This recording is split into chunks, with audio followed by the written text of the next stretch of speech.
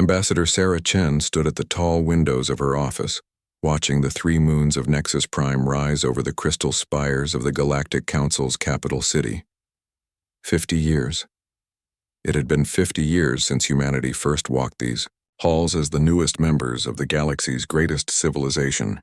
Tonight, they would celebrate that anniversary with beings from across the stars. Sarah adjusted her formal diplomatic robes and checked the time. In 2 hours, she would address the full council assembly. Her speech was ready, carefully written, to thank their galactic neighbors for welcoming humanity into this grand family of species. But as she looked out at the alien city below, she felt a strange unease in her chest. The celebration hall buzzed with activity as hundreds of species mingled together. Sarah smiled as she watched her closest friends approach. First came Veltar, a Vethani whose crystal body sparkled with patterns of joy. The Vethani were master builders, their crystal cities some of the most beautiful sights in the galaxy. Behind him floated Oceana, a Morduin whose water-filled suit reflected the hall's lights. The Morduin were philosophers and poets, living in the deep oceans of their worlds. Last came Clix, a Cathavar whose insect-like features couldn't hide his warm personality. The Cathavar grew food for half the galaxy with their amazing farming skills. Sarah, Veltar's voice chimed like musical bells. 50 years of friendship. How quickly time moves. Not quickly enough, Oceana bubbled, her voice coming through the water in her suit. I remember when your people first arrived, so eager to learn, so full of hope. Clix clicked his mandibles in agreement. Your species brought something new to the council. Before humans came, we only knew how to follow rules. You taught us to question, to find better ways. Sarah felt warm pride at their words. Over the decades, these 4 species had grown close, working together on projects across the galaxy. Other council members called them the Harmony Coalition, sometimes with respect, sometimes with less friendly feelings. The truth was, not everyone loved humanity's approach to galactic politics. While humans preferred talking and finding peaceful solutions, some of the older, more powerful species wanted stricter control. The Zephyrians, tall warrior birds with metal feathers, believed in ruling through strength. The consortium of Trax, a group of wealthy trading species, wanted economic control over everything. The ancient Eldmari, beings of pure psychic energy, thought their mental powers made them natural leaders. Have you noticed the looks we're getting tonight? Clix whispered, his compound eyes scanning the crowd. Sarah had noticed.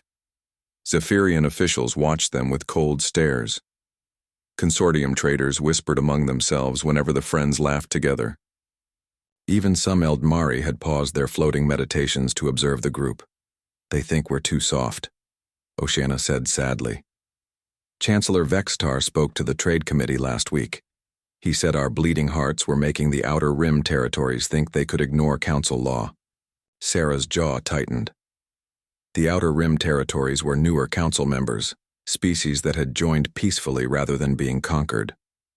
Many of them looked to the Harmony Coalition as examples of how to balance their own cultures with council membership. What's wrong with showing kindness? Veltar chimed, his crystals flickering with confusion. When we help others succeed, we all grow stronger. Try explaining that to a Zephyrian, Clix muttered. The evening continued with speeches and ceremonies. Sarah watched as Chancellor Vexitar, the Zephyrian leader of the council, praised humanity's valuable contributions with words that felt cold as space. His yellow eyes never left Sarah's face, and his smile showed too many sharp teeth. When Sarah's turn came to speak, she walked to the podium feeling the weight of 1,000 alien eyes upon her. She began her prepared speech, thanking the council for their friendship and promising continued cooperation. But as she spoke, she found herself adding words that weren't in her notes. 50 years ago, humanity was alone among the stars, she said, her voice carrying clearly through the hall. We thought we were the only thinking beings in the universe. Finding you changed everything. Not just because we learned we weren't alone, but because we learned what civilization could be when different people worked together. She paused, looking directly at Chancellor Vextar.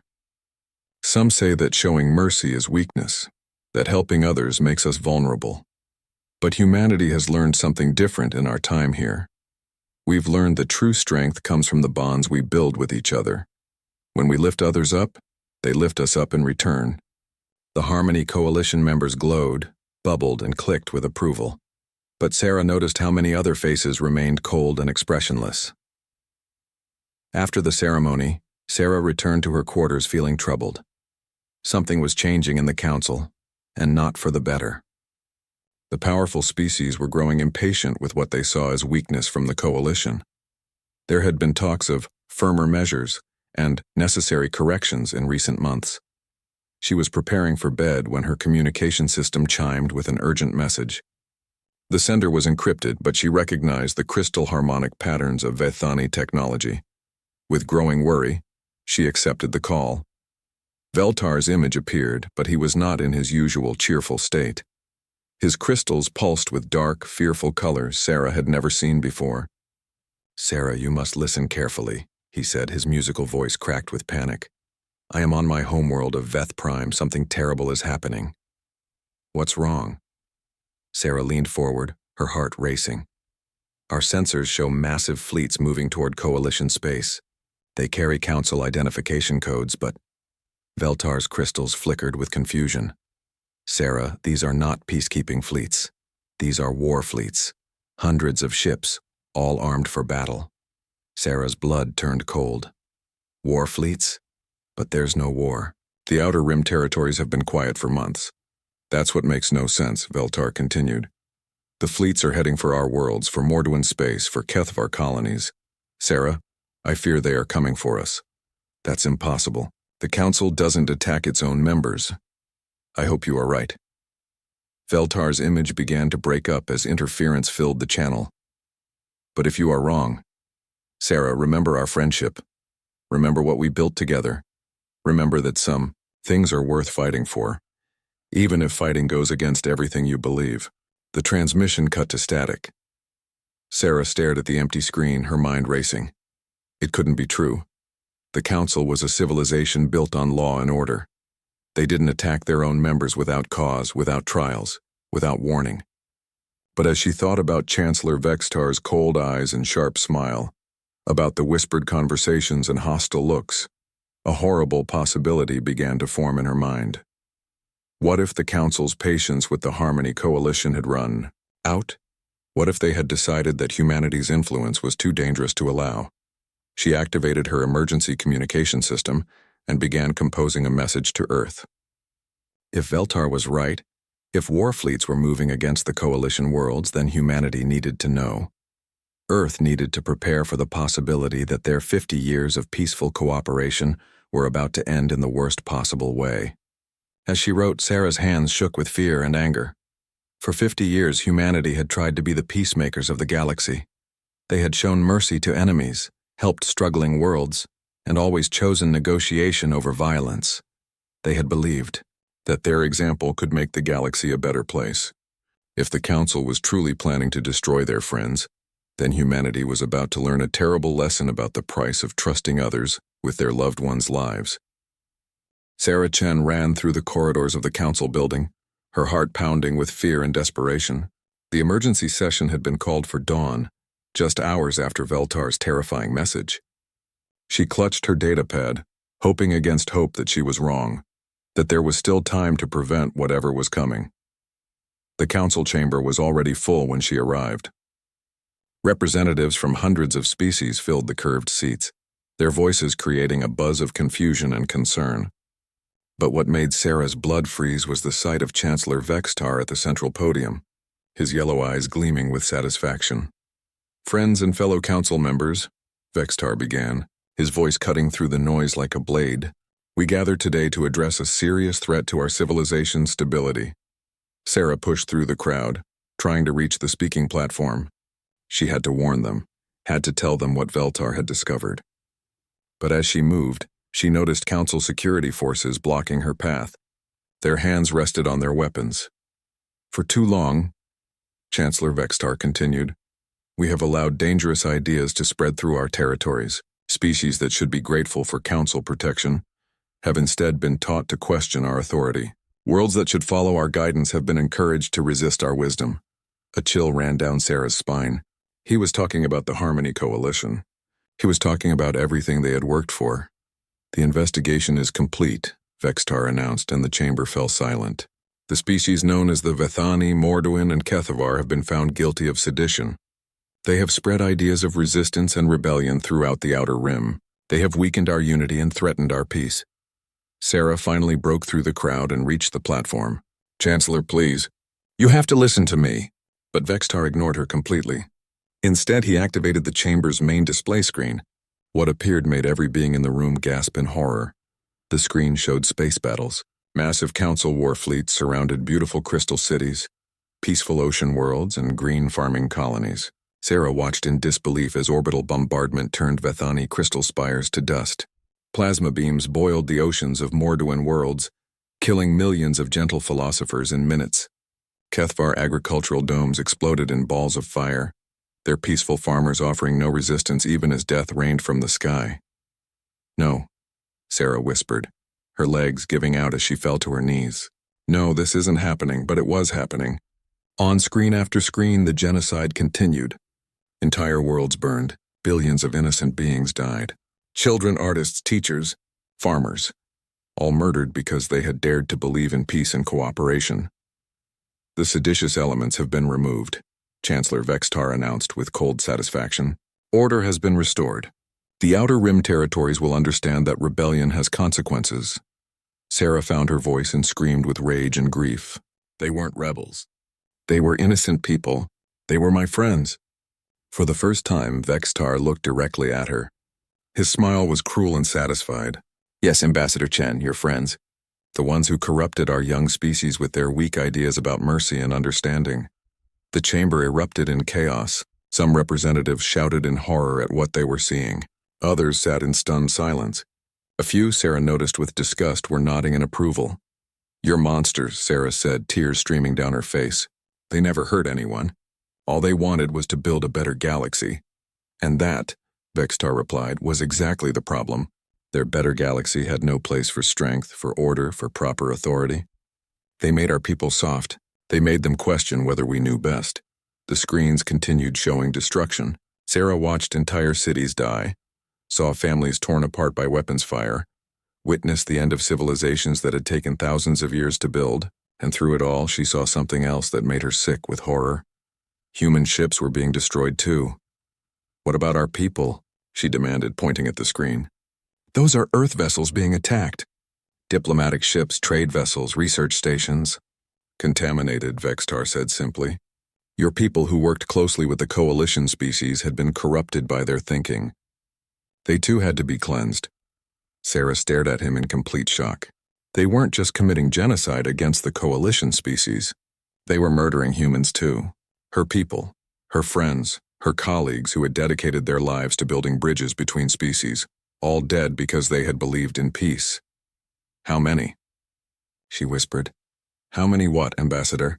How many humans did you murder? Vextar checked a datapad with casual indifference. Approximately 15,000 across all coalition territories. Don't worry, they died quickly. We are not cruel. Sarah felt something break inside her chest. 15,000 people. 15,000 human beings who had trusted the Council, who had believed in galactic civilization, who had devoted their lives to helping others. All dead in a few hours of orbital bombardment. You killed them, she said, her voice growing stronger with each word. You killed them all. The Vethani who built beautiful cities and shared their knowledge freely. The Morduin who wrote poetry about unity and understanding. The Kethavar who fed hungry worlds without asking for payment. And you killed my people too because they dared to be friends with beings you decided were dangerous. We killed traitors and rebels, Vextar corrected. We restored order. You committed genocide, Sarah screamed, her voice echoing through the chamber. You murdered billions of innocent people. Council security moved toward her, but Sarah didn't care anymore. She had to get word to Earth. Humanity had to know what had happened. They had to know that their 50 years of peace and cooperation had been answered with mass murder. She activated her emergency communicator, hoping it would reach Earth before they stopped her. Emergency message to Earth Command, she said quickly. This is Ambassador Sarah Chen on Nexus Prime. The Council has committed genocide against the Coalition species. They have murdered 15,000 humans. The Council considers our ideals of peace and cooperation to be sedition. Repeat, they consider us to be enemies of their new order. Security forces reached her and grabbed her arms, but she kept talking. The Council has shown its true face, she said into the communicator. They want obedience, not cooperation. They want fear, not friendship. They will come for Earth next if we let them. Prepare for war. The communicator was torn from her hands and smashed against the floor.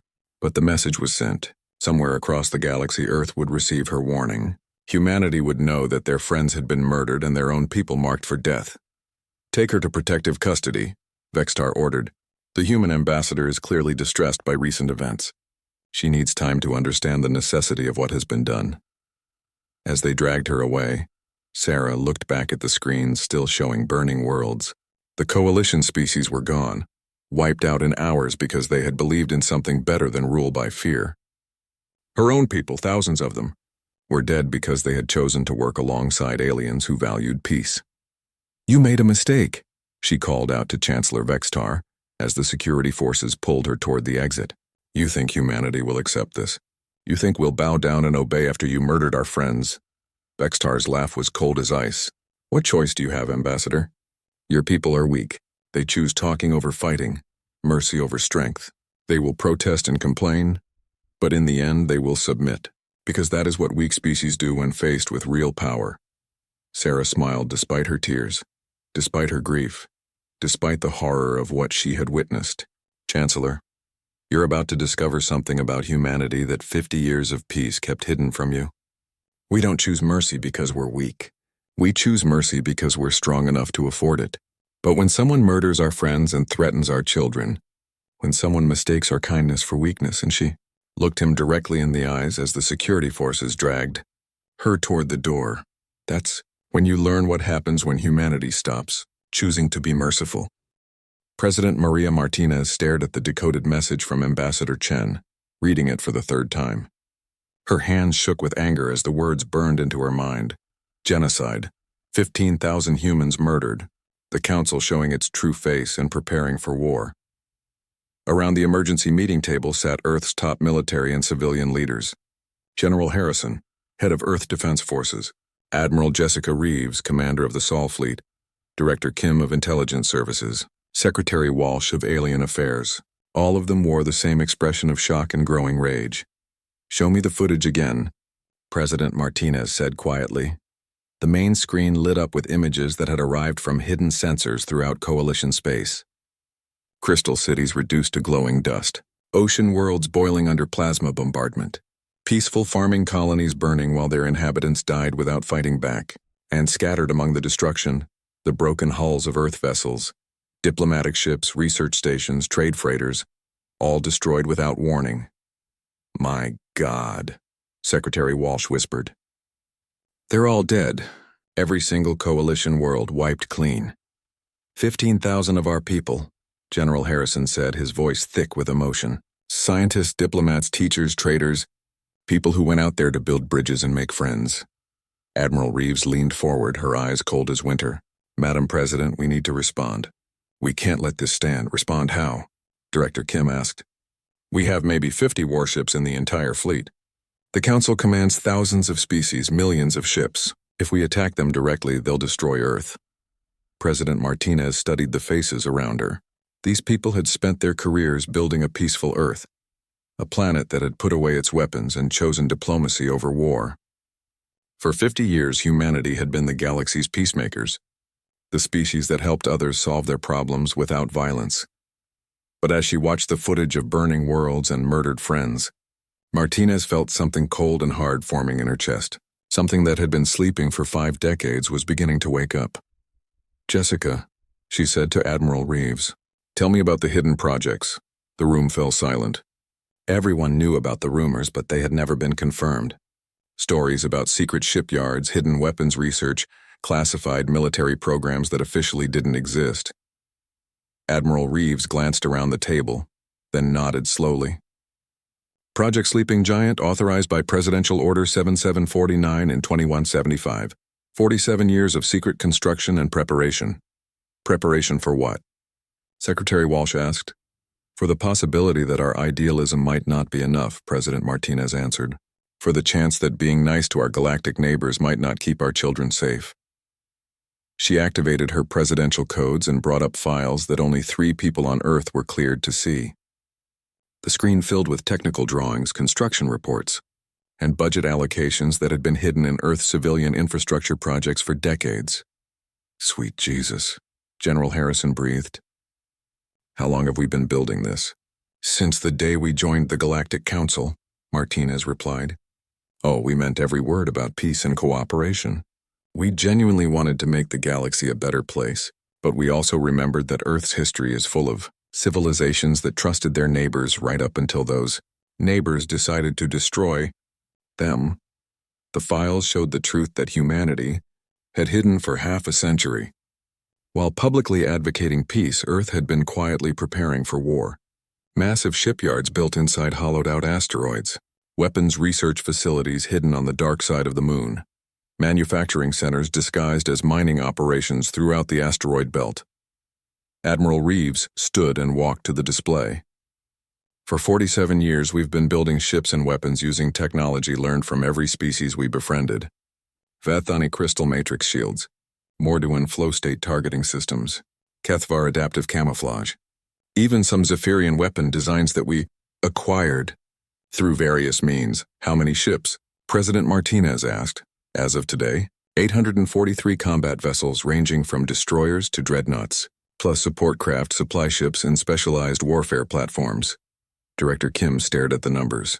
You built an entire fleet without anyone knowing? We built it without anyone caring to look, Admiral Reeves corrected. The Council species saw what they wanted to see. Peaceful humans who preferred talking to fighting. They never bothered to check if we might be preparing for situations where talking wasn't enough. Secretary Walsh shook his head in amazement. 800 ships, hidden for 50 years. How is that even possible? The same way we hid our true industrial capacity, General Harrison answered, pulling up more classified files. Every civilian facility in the Sol system has military production capability. Every research station can manufacture weapons. Every mining operation has been preparing for this day. President Martinez felt a grim satisfaction as she watched her cabinet's reactions. Humanity had learned the most important lesson from their own history: hope for the best but prepare for the worst. They had offered the galaxy their best intentions while quietly making sure they could survive, if those intentions were met with betrayal. Ma'am, Admiral Reeves said carefully, if we're going to respond to this genocide, we need to do it now. Every day we wait gives the Council more time to consolidate their position and prepare for our response. Martinez nodded. For 50 years, she and her predecessors had hoped this day would never come. They had genuinely believed that showing the galaxy humanity's better nature would be enough to keep everyone safe. The burning coalition worlds on the screen proved how wrong they had been. General Harrison, activate all reserve military personnel. Director Kim, I want full intelligence reports on Council fleet positions and political stability. Secretary Walsh, prepare messages to every non-Council species in the galaxy. They need to know what really happened to the coalition worlds. She turned to Admiral Reeves. Jessica, I'm giving you command of the entire Earth Defense Force. How long do you need to prepare for offensive operations? The fleets have been ready for years, ma'am. We can launch the first wave in 72 hours. Then do it. President Martinez's voice was cold as space. For 50 years, we showed the galaxy our mercy. We offered friendship, cooperation, and peace. The Council answered by murdering our friends and our people. She looked around the room at faces filled with anger and determination. They wanted to see what humanity looks like without restraint. They wanted to know what we'd do if pushed past our limits. They're about to find out. The meeting continued through the night as Earth's leaders planned humanity's response to genocide. But across the Sol system, the preparations had already begun. Hidden shipyards powered up their construction bays. Classified weapons facilities opened their sealed armories. Secret training bases activated their long-dormant systems. On Mars, Admiral Sarah Brooks watched as thousands of warships emerged from hidden underground hangars. Ships that hadn't seen daylight in decades rose into the red sky, their hulls gleaming with armor made from materials that didn't officially exist. In the asteroid belt, Captain John Rivera supervised the activation of mobile weapons platforms disguised as mining operations. Massive railguns extended from what had appeared to be simple ore processors, missile batteries deployed from structures that had seemed like storage facilities. Around Jupiter, Commander Lisa Park coordinated the deployment of Earth's most secret weapons. Stealth ships designed using technology reverse-engineered from wreckage the Council didn't know they had lost. These vessels could move through space almost invisibly, carrying weapons that could destroy entire fleets. But the most important preparation was happening in the hearts and minds of humanity itself. For 50 years, they had been the galaxy's diplomats and peacekeepers. They had chosen mercy over vengeance, understanding over hatred, cooperation over conquest. All of that had been a choice, a conscious decision to be better than their ancestors, to show the galaxy that violence was not the only way to solve problems. The Council had responded to that choice by committing genocide. Now humanity would make a different choice. Not because they enjoyed violence or wanted to conquer the galaxy, but because some things were worth fighting for, because their friends deserved to be avenged, because evil had to be punished, even if good people had to become temporarily terrible to accomplish that goal. As Admiral Reeves prepared her fleets for launch, she thought about the coalition species that had been murdered for believing in peace. The Vethani who had shared their crystal technology freely, the Morduan who had written beautiful poetry about unity between species, the Kethvar who had fed hungry worlds without asking for payment. They had died because they trusted in mercy and cooperation. Because they believed that civilized beings could solve their differences without violence. Humanity had believed the same thing. For 50 years they had lived by those ideals. Now they would fight for them. And the galaxy was about to learn that there was nothing more dangerous than idealists who had been forced to abandon their ideals to protect what they loved most. Admiral Jessica Reeves stood on the bridge of the EDS Retribution, flagship of humanity's first assault fleet. Through the viewport, she could see the Kepler 442 system spread out before them, a system that had once been home to 2 billion Kethvar farmers and their families. Now it was a Council military staging ground, filled with the ships that had carried out genocide. "Fleet status report," she ordered. 500 combat vessels in perfect formation, Admiral, replied Commander Torres from the tactical station. "All ships report ready for engagement. Sensor report on enemy forces." 237 Council ships, mostly Zephyrian heavy cruisers and consortium destroyers. They're conducting cleanup operations on the remaining Kethvar colonies. Admiral Reeves felt her jaw clench. Cleanup operations, such a clean, simple term for hunting down and murdering the survivors of genocide. "Admiral," Communications Officer Park spoke up. "We're receiving a transmission from the Council fleet. Admiral Thexon requests to speak with you." "Put him on screen." The view screen flickered to life, showing a Zephyrian officer with the sharp features and metal-feathered crest that marked him as high-ranking nobility. His yellow eyes widened in surprise when he saw Admiral Reeves. "I am Admiral Thexon of the Council Pacification Fleet," he said, his voice carrying the arrogant tone all Zephyrians used when addressing lesser species. "You are in Council space without authorization. Identify yourselves and explain your presence here." Admiral Reeves looked at him with cold contempt. "Admiral, I am Jessica Reeves of the Earth Defense Force. We are here because you murdered our friends." Thexon's feathers ruffled with confusion. "Earth Defense Force? Impossible. Humans don't have military fleets. You are a diplomatic species, weak and soft. Your own Council records show—" "Our Council records show what we wanted them to show," Admiral Reeves interrupted. "For 50 years we let you believe we were helpless pacifists. We let you think that choosing peace made us weak. We hoped that showing mercy and friendship would be enough to keep the galaxy safe." She leaned forward, her eyes burning with controlled fury. "You answered our friendship by committing genocide. You murdered billions of innocent beings whose only crime was believing in something better than rule by fear. You killed 15,000 of my people because they dared to work alongside species you decided were too dangerous to live."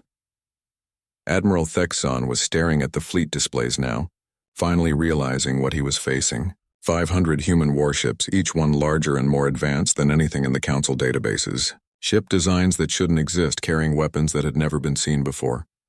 This is impossible," he stammered. "Where did these ships come from? How long have you been building them?"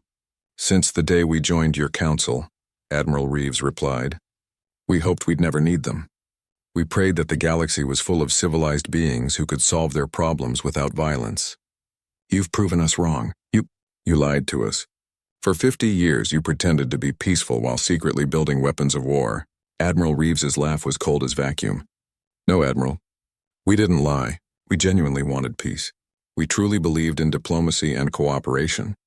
But we also learned from our own history that hoping for the best requires preparing for the worst. On the tactical display, she could see the Council fleet beginning to form defensive positions. Too late and far too few. Admiral Thexon, she continued, you have one chance to explain your actions. Why did the Council decide that genocide was an appropriate response to species that advocated for peaceful cooperation? Thexon's composure returned slightly, falling back on the arrogance that had led the Council to this moment. The coalition species were spreading dangerous ideas. They were teaching lesser beings to question authority, to resist proper order. They were making the galaxy weak. They were teaching people to think for themselves. Exactly. That kind of thinking leads to chaos, to rebellion, to the breakdown of civilization. Strong leadership requires unquestioning obedience. Admiral Reeves nodded slowly. I see, and my people who died alongside them. The 15,000 humans you murdered? Contaminated by coalition thinking, Thexon said dismissively. They had been corrupted by ideas of mercy and understanding. They too had to be cleansed for the greater good. For the greater good, Admiral Reeves repeated. You murdered my friends for the greater good. Yes. And now you understand why your species must also be brought to heel. This fleet of yours, impressive as it is, cannot stand against the full might of the Council. Surrender now and we will be merciful. Continue this foolish resistance and Earth itself will burn. Admiral Reeves was quiet for a long moment, studying the alien face on her screen. Finally she spoke. Admiral Thexon, you asked where our ships came from. You want to know how we built this fleet in secret? The answer is simple. We learned from our friends. The ones you murdered, she gestured to the tactical display. Our shields use Vethani crystal matrix technology, shared freely because they believed in cooperation. Our targeting systems incorporate Morduan flow state calculations, given to us because they valued friendship over profit. Our stealth capabilities come from Kethavar adaptive camouflage, taught to us because they trusted in our intentions. Thexon's eyes widened as understanding dawned. Even in death, they're still helping us, Admiral Reeves continued. Every system on these ships represents something they believed in. Sharing knowledge, building together, making each other stronger. You killed them for those beliefs, but their legacy lives on in every weapon we're about to use. You cannot win, Thexon said desperately. Even if you defeat this fleet, the Council has thousands of ships across hundreds of systems. We will crush Earth and every human in the galaxy. Maybe, Admiral Reeves acknowledged. But you won't live to see it. She cut the transmission and turned to her weapons officer. Commander Chen, you may fire when ready. Admiral, the Council fleet is hailing us again. They're demanding to negotiate. They had 50 years to negotiate. They chose genocide instead. All ships commence attack. The Battle of Kepler 442 began with humanity's fury made manifest in fire and light. Human ships that shouldn't exist tore through Council formations with weapons that defied their understanding of human technology. Crystal matrix shields absorbed devastating attacks while flow-state targeting systems guided return fire with impossible precision. Admiral Thexon's flagship, the Pride of Zephyr, found itself surrounded by human destroyers that moved like ghosts and struck like hammers. His desperate communications to other Council fleets grew increasingly frantic as his forces were systematically destroyed. These aren't the humans we know, he screamed into his communicator. They fight like demons. They show no mercy. They take no prisoners. Where are the weak pacifists who preferred talking to fighting? The answer came from Captain Sarah Kim of the destroyer EDS Vengeance as her ship crippled a Council cruiser with a single devastating salvo. We're still here, Admiral. But you murdered our friends. Now you get to meet the part of humanity we've kept hidden for 50 years. Across the battle space, human ships demonstrated capabilities that terrified the Council forces. Ships that could vanish from sensors and reappear behind enemy lines. Weapons that could punch through any defense. Tactics that showed not just superior technology, but superior understanding of warfare itself. Impossible. Thexon snarled as his fleet crumbled around him. Humans are weak, soft. You choose diplomacy over strength. "We chose peace because we could afford to," replied Admiral Reeves as her flagship's main guns charged for a final shot. "We had the strength to be merciful. But mercy, Admiral, was always a choice, and you made sure we'd never make that choice regarding you." The pride of Zephyr exploded in a ball of superheated plasma, taking Admiral Thexon and his genocidal arrogance with it. Within 6 hours, the entire Council fleet was destroyed. Not a single ship escaped to carry word of humanity's true capabilities back to Council space. But across the galaxy, other Council fleets began receiving fragmentary transmissions from the battle. Scattered messages speaking of impossible human ships, of peaceful diplomats revealed as hidden warriors, of the species that had chosen mercy for 50 years, finally showing what they were capable of when mercy was no longer an option. Admiral Reeves stood among the wreckage of the Council fleet and opened a channel to Earth Command. "Mission accomplished," she reported. "Council forces at Kepler 442 have been eliminated. No survivors, no escapes. We've recovered what few Kethvar survivors we could find from hidden shelters." "Understood, Admiral. How did our ships perform?" "Better than expected," Reeves replied, watching as human vessels began rescue operations among the ruins of Kethvar colonies. 50 years of preparation paid off. The Council never imagined we had this capability. "Any regrets about revealing our true nature?" Admiral Reeves looked out at the burning hulks of Council warships, then at the human vessels carefully searching for survivors among the devastated colonies. Her people were still choosing to save lives even in the midst of war, still trying to heal rather than just destroy. "None whatsoever," she said. "They wanted to see humanity without restraint. They wanted to know what we'd do when pushed past our limits. Now they know." 6 months after the genocide, Admiral Jessica Reeves stood on the observation deck of her flagship, watching Nexus Prime slowly rotate below. The capital world of the Galactic Council was surrounded by 800 human warships. A sight that would have been impossible to imagine just 1 year ago. The Council that had once commanded thousands of species now controlled barely 50 systems. Member world after member world had abandoned them as news of the Coalition genocide spread across the galaxy. Some declared neutrality. Others actively joined the growing rebellion against Council authority. A few brave species had even sent ships to fight alongside humanity's fleets. "Admiral," Commander Torres approached with the latest intelligence reports. "The Council leadership has finally agreed to your terms. They're ready to discuss surrender." "Not surrender," Admiral Reeves corrected. "Justice. There's a difference."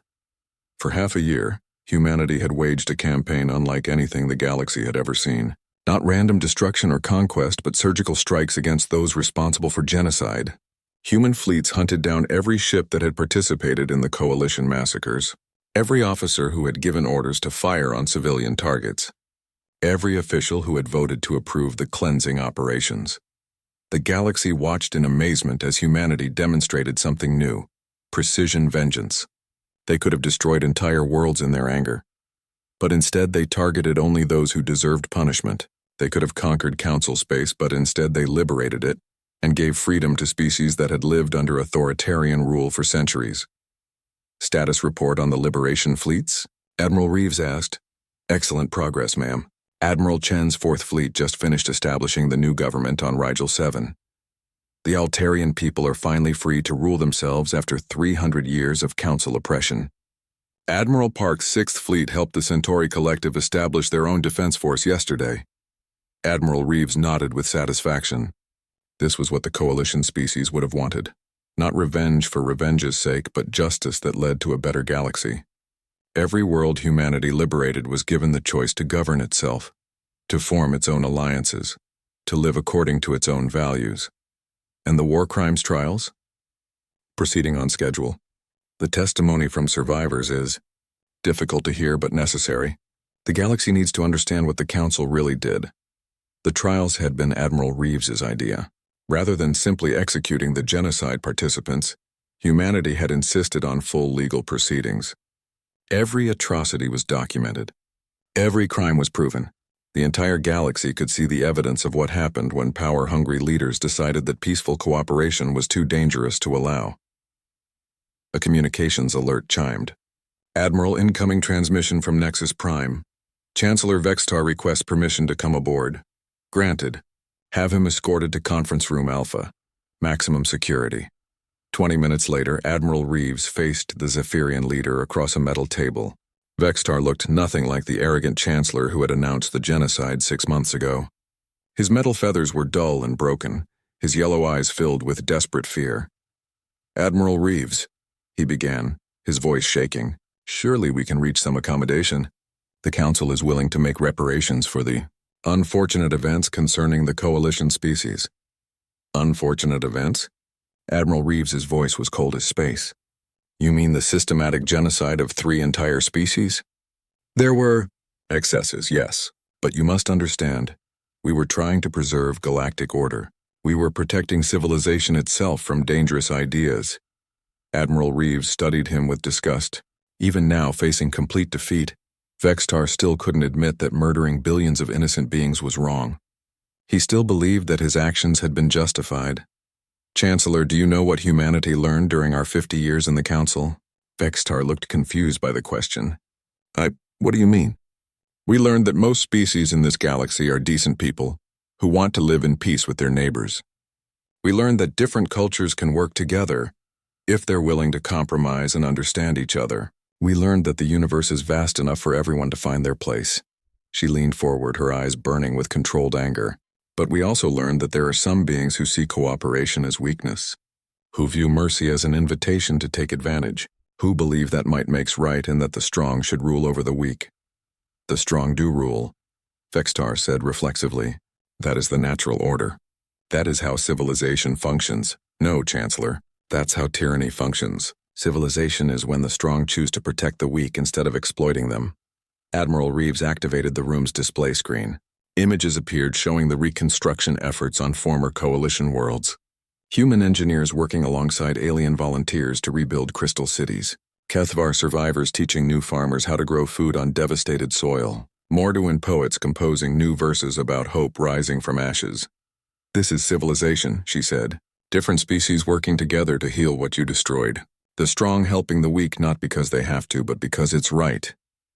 Vextar stared at the images with incomprehension. "You could rule them all. Your fleets are superior to anything in the galaxy. You could be the new council, impose your will across the stars. Why do you waste your strength on this?" Admiral Reeves smiled sadly. "Because that's exactly the kind of thinking that led to genocide, Chancellor.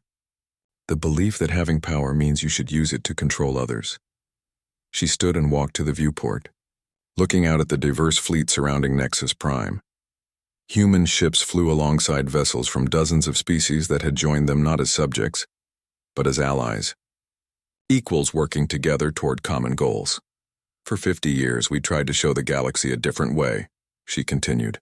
"We proved that species could cooperate without one dominating the others. We demonstrated that mercy and understanding could solve problems that violence couldn't. We built friendships across the stars." Her voice hardened. "You responded by murdering our friends and calling it necessary. You killed 15,000 of my people because they believed in something better than your authoritarian rule. You committed genocide because you were afraid of what the galaxy might become if people were free to think for themselves. We did what was necessary for order." Vextar protested desperately. "Without strong central authority, there would be chaos. Rebellion, the breakdown of everything we built." "Look around you, Chancellor." Admiral Reeves gestured toward the viewport. "Do you see chaos? Do you see rebellion? What you see is dozens of species choosing to work together because they want to, not because they're forced to. That's not breakdown. That's civilization finally growing up." A new voice spoke from the doorway. "Admiral, the Council's remaining leadership has arrived for the final surrender ceremony." Admiral Reeves turned to see Ambassador Sarah Chen entering the room. The human diplomat had been rescued from Council custody 2 months ago, and despite everything she had suffered, she had insisted on being present for this moment. "Ambassador," Vextar said, a flicker of his old arrogance returning, "surely you understand that we cannot simply abandon the governmental structures that have maintained galactic peace for centuries." Sarah looked at him with the same disgust that Admiral Reeves felt. "Peace? You call what you did peace? We maintained order. We prevented chaos. You murdered my friends," Sarah said quietly. "You killed billions of innocent people because they believed in cooperation instead of domination. You destroyed entire civilizations because they taught their children that Different species could work together. She walked to the display screen and changed the image to show the memorial, gardens being built on former coalition worlds, beautiful crystal sculptures honoring the Vethani dead, flowing water features remembering the Morduan poets, living walls of plants commemorating the Kethvar farmers. "This is what you destroyed," she said. "These are the people you murdered. Artists, philosophers, engineers, teachers, children playing games you'll never understand. All dead because you were afraid that their example might make others question your authority. They were teaching dangerous ideas," Vextar insisted. "Ideas that would have undermined everything we built." "They were teaching people to think for themselves," Admiral Reeves replied. "To question authority, to demand better from their leaders. And you're right. Those ideas would have undermined everything you built, because what you built was a system designed to keep you in power, not to serve the galaxy's people." The ceremony that followed was broadcast across every inhabited system, not a celebration of conquest but a formal accounting of crimes and consequences. One by one, council leaders were charged with genocide, crimes against sentience and the destruction of entire civilizations. Some, like Vextar, maintained their arrogance to the end, insisting that they had acted for the greater good. Others broke down and confessed their crimes, begging forgiveness that would never come. A few tried to shift blame to subordinates or claim they had been following orders. None of it mattered. The evidence was overwhelming, the guilt undeniable. The galaxy watched as the architects of genocide were sentenced not to death,